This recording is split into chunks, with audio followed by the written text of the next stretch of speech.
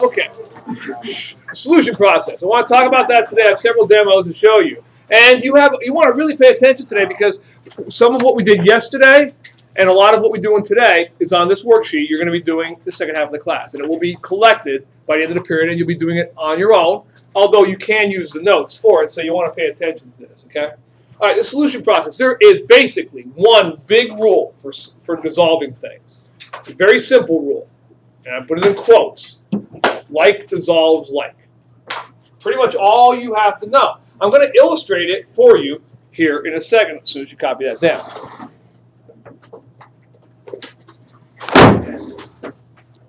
Okay. How's marking application? All right, I'm going to show you this right now. I have 2 beakers filled with stuff. Make it a little bit higher here. Okay. Now look at these beakers. They're both filled with what you would call packing peanuts, right? For if you ever got a package in the store, in the mail, not from the store. Pretty much, you've seen these before. That's what they look like. And you might not have realized, but they're made. A lot of them nowadays are made differently than the old kind. These are the old style, all right? And they're made mostly out of petroleum products. And these are the new ones. They're made out of something else. They're made actually out of cornstarch. They are not made from they're not plastic. They're not like styrofoam. Okay. And I'll show you something interesting about that. What's the problem? Let's start with these, the old kind. What's the problem with these kind? They're not biodegradable. Right. Everybody should know that, I'm sure. They're not biodegradable. So we make these. They're great. They work really well. But then you throw them away after you use them once, and they sit in the landfill along with all the other plastics forever. So, and you know what? It doesn't really matter if it rains. If I let me put some water in here. These things last forever. Throw a few of these in here, and I can stir them up all day long, and they ain't going nowhere. Okay? They're just going to sit like that. They're going to look exactly the same tomorrow and next week and next year. I mean, I don't know what the half-life of these things is, but it's up there.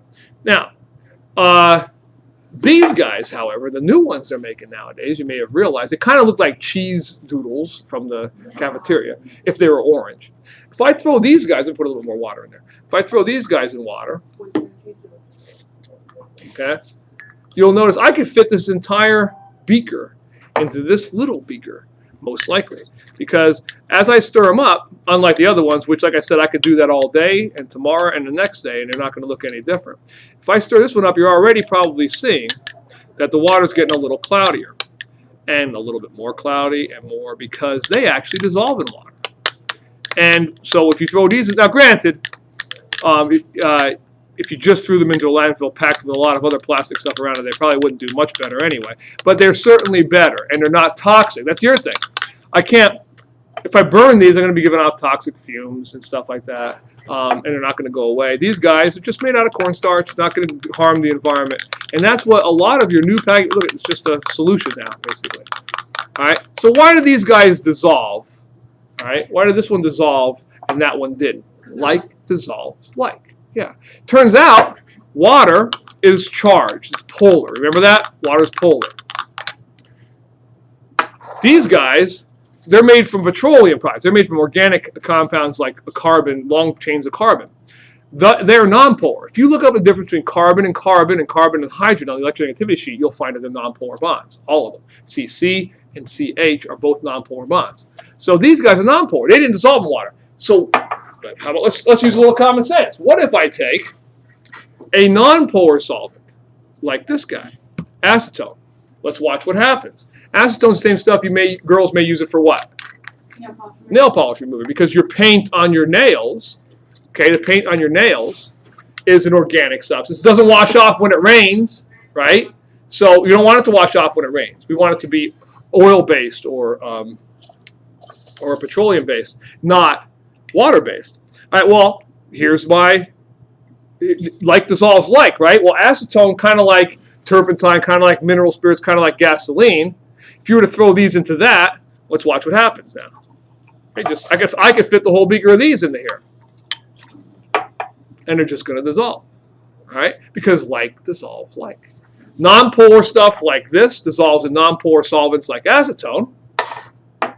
Polar stuff like these The cornstarch ones dissolve in polar solvents like water. That's like dissolves like. Yeah. So if you put the normal, like the new ones in acid, it wouldn't dissolve? No, absolutely not.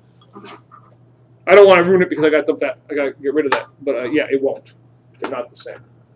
All right. Okay. So that's kind of cool. And I have a little demo for you to show you this in a second, but let me finish the notes up first. And I'm not a demo, a little video. I did the demo. I have a little video clip for you in a second to show you how it is that, especially ionic solutes like salt. Everybody knows if I take some salt and I throw it in water, it's going to dissolve. We've all done it. We've all gone swimming in the ocean. That's all salt water. All right, everybody's put salt water, maybe to boil spaghetti or something like that. We all know it dissolves in water. I'll show you a little video clip on what's going on at the level, because in effect it shouldn't make sense. All right, but I'll show you why it makes sense after we see a little video. So anyway, nonpolar solutes, organic solutes dissolve in nonpolar solvents. Charged or polar solutes dissolve in polar or charged solvents. Basically, like dissolves like. You saw this yesterday when I took my oil, vegetable oil. I added it to water. They did not mix. Remember? Did that yesterday, didn't I? I think. All right. How did I get them to mix? What did I add to them to get them to stay together a little bit better? Remember the water and the oil? I added soap because soap has, I mean, you're going to learn a lot more about this in Chem 2, but soap has this large non-polar portion. All right, it's got a lot of carbon bonds in it. Okay, we're going to see exactly what those carbon bonds are. It's also got, at the end, a little charged part, a little positive, a little negative part to it too. And so that part dissolves in the water, and this part dissolves in the grease or oil or stain or whatever it is you want to get out of your clothes or hands. And then you rinse them under the water, and it washes down the sink. Okay? Like dissolves like. So soap has a little bit of both. Wants to make both guys happy. All right, now let me show you what's happening now. I'm going to show you a little video clip here. And turn that light off for me for a second. Of what's going on about why, why especially ionic bonds, ionic compounds would want to dissolve in water. Okay, watch this. Oops. Okay. Sodium chloride crystals are held together by attractive forces between the positively charged sodium and negatively charged chloride ion. Okay, so let's pause it there for a second. This is like a cube, a crystal of salt. Here's a sodium ion positive charge, a chloride ion negatively charged. And they're all locked together in there. Now, it doesn't make sense that water, who is not as good of a charge as sodium or chloride, should be able to pull those guys away. Water's only polar. How is it that water, who's only polar, slight negative and slight positive charge, nowhere near as strong as these ions, can actually break this guy up? Well, watch. When a crystal of sodium chloride is placed into water, That's a salt the chain. hydrogen ends of polar water molecules attract the negatively charged chloride ions and gradually surround them.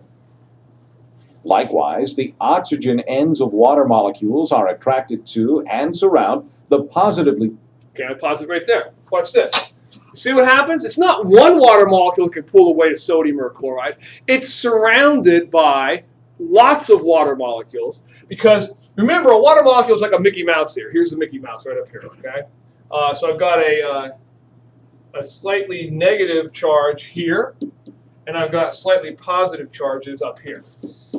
Slight, not complete, all right? Slight negative, slight positive. This is a much better positive charge there and a much better negative charge here. And all those guys are like that. Well, these negatively charged oxygens are going to be attracted to, a whole bunch of them, of this positively charged sodium. And enough of them get around them, they're going to overwhelm him and pull him away. And the same thing's true on this side. Look at it's the positively charged hydrogen, I should say here, these guys right here, that are attracted to the negative chlorine, and they surround him and pull him away, and that's why like dissolves like. Okay. Charged sodium ions. The hydrated ions drift away into the solution, allowing new water molecules to surround newly exposed ions. Now, one thing about this, I'm going to ask you the next question, next part of notes. what's one way I can increase the rate of solution? Notice the water can only act on which ions? The ones that are where? On the outside. So if I were to split that crystal in half and then in half again and then in half again, the water could act on those ions better, right? I could increase the what of the crystal if I crush it up? The surface area. Remember that from Remember that from chapter 1, I should say? We talked about ways to increase the rate of a reaction. Well, that's one of them, increasing the surface area, because right now that stuff can only act on the surface. Okay? Gradually, the entire crystal dissociates into solution. Okay. And that's the end of that one. So, let's talk about ways we can, besides surface area. Turn that front light back on. Backlight, I mean backlight. My fault.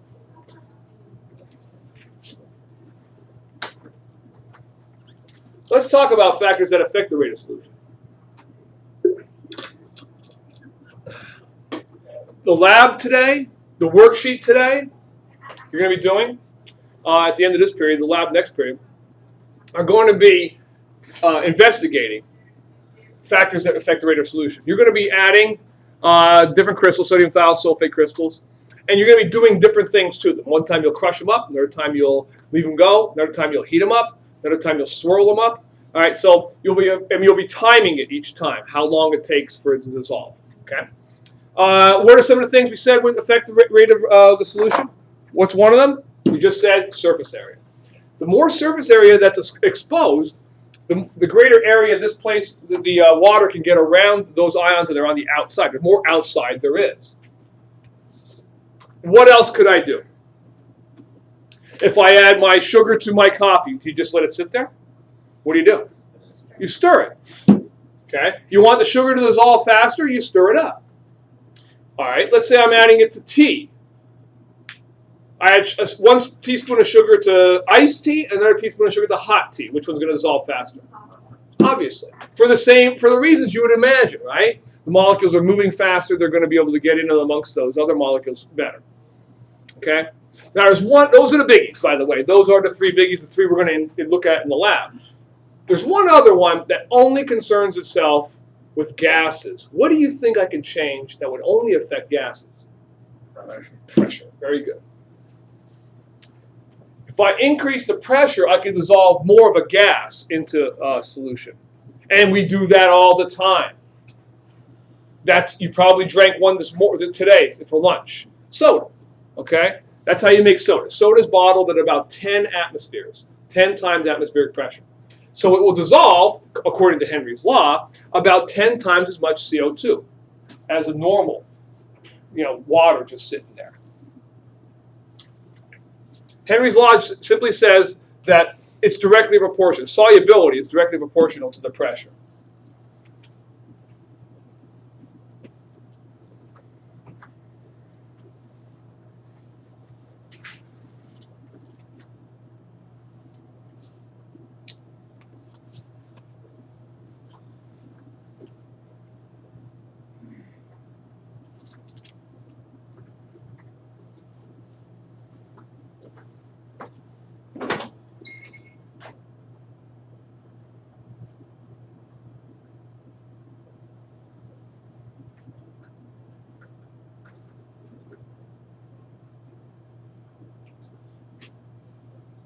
Okay. Hold on a second. Got it there. All right. Now, last thing I want to talk about in the notes today before you start your actual worksheet, which is due before the end of this first period. The second period we'll be doing in the lab, is what happens sometimes. And we've looked at how to make what makes it something dissolve. Okay, like dissolves, like the basic rule of solubility. We looked at the different things that are solutions, suspensions, and colloids. And we just saw how we can make them dissolve faster. The last thing I want to talk about also in the lab to be investigated is this. Okay, watch what I do here. I'm going to take some water, and I'm going to add to it, some ammonium chloride. Now I crushed up the ammonium chloride. You're going to be, turn that light on for a second. You're going to be crushing up some stuff too. Where did I put that? All right. Take some ammonium chloride, I'm going to add them to here. All right? Now, you may not notice what happens until I pass it around. But you will notice what happens. I'm going to shake this guy up. That's my other hand. I'll wash them off, and I'll pass them around to you. And you can tell me, what do you notice about that? It's cold. It's very cold. We are going to talk about the heat of solution. Look at that light back off. Okay. The heat of solution. Some things, when you add them together, are good. Don't turn that upside down, by the way, because it's only a stopper on that. Some things, when you add them together, get hot, and some things, when you dissolve, get cold. Okay, that one gets cold. Today, in the lab, you'll be mixing some together. It will get hot. Okay, what's the practical use for that? Probably have all used one. What? Yeah, hand warmers or ice packs for athletes. Heat of solution is the energy absorbed or released when a solute dissolves in a solvent. You can put your finger over it, shake it up a little bit more. It might get colder again. But it probably is, as it passes around and you're warming it, your hands too a little bit. And then bring that up here to me. Thank you. Oh, it's cold. It's still cold. All right. So the energy absorbed or released when a solute dissolves in a solvent.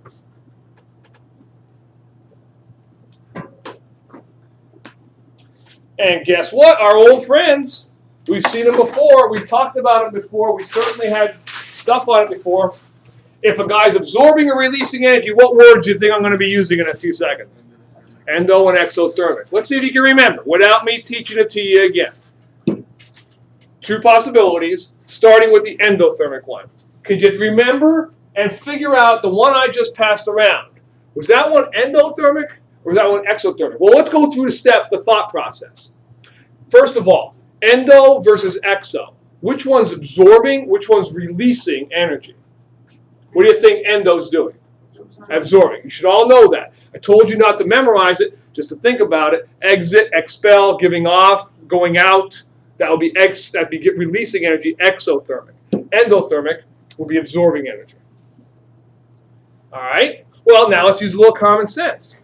If it's absorbing energy from your hand and not releasing energy to your hand, is it absorbing energy from your hand, not releasing energy to your hand? Is it going to feel hot or is it going to feel cold? It's going to feel cold. A fire releases energy. It feels hot.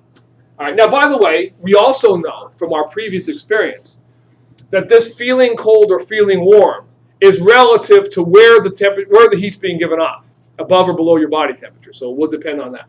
Okay. And finally, I'm going to show this in terms of an equation like we did last chapter with Le Chatelier's principle, because believe it or not only phase changes are an equilibrium problem like Le Chatelier's principle, but so is solution, heat of solution. Okay? So here's my equation for an endothermic solution process. It would look something like this. Before you write it, just watch. You take a solute, you add it to a solvent, and it absorbs energy as it makes a solution. Okay? There you go. Write that down. Now that helps to explain why hot coffee or hot tea dissolves stuff faster and better and more than cold tea. For the most part, that's the truth. That happens. There are exceptions. There are some guys who are exothermic and will do the opposite, but this does explain it. Let me show you. Let's look at Le Chatelier's principle. If you have an endothermic heat of solution, and it looks like this, when I warm up my tea, let's use red here or green here. If I add energy to this side, made that side too heavy, which side is going to be favored? That way, right? It's going to want to go that way, correct? So he's going to favor more stuff dissolving in solution. That's exactly why I can dissolve a lot more sugar in hot water than I can in cold water. Hot tea versus cold tea, okay?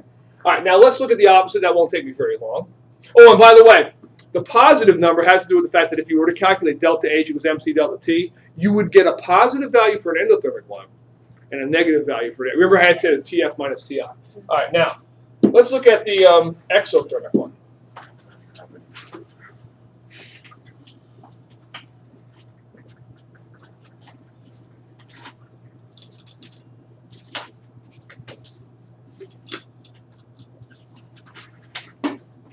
which is said to have a negative heat of solution. In other words, energy is released. If we calculate delta H to be negative, that means energy was released. Well, you know what? This won't take me very long. What am I going to say about exothermic? Absorb or release? Release. And we know why. And as far as how it's going to feel, again, depending on where it happens, it may not feel warm if it happens at below your body temperature. Okay, but it is, like for example, ice does that, but it's usually going to feel warm. Well, that's ice is in a solution, I'm just saying, we saw that before. All right, finally, if I were to write the equation for this guy, how would it be different? Where's energy going to be for this equation? On the other side, exactly.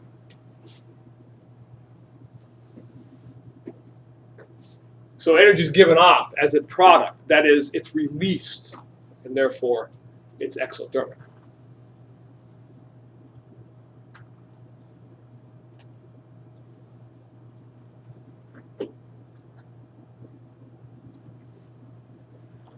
Okay.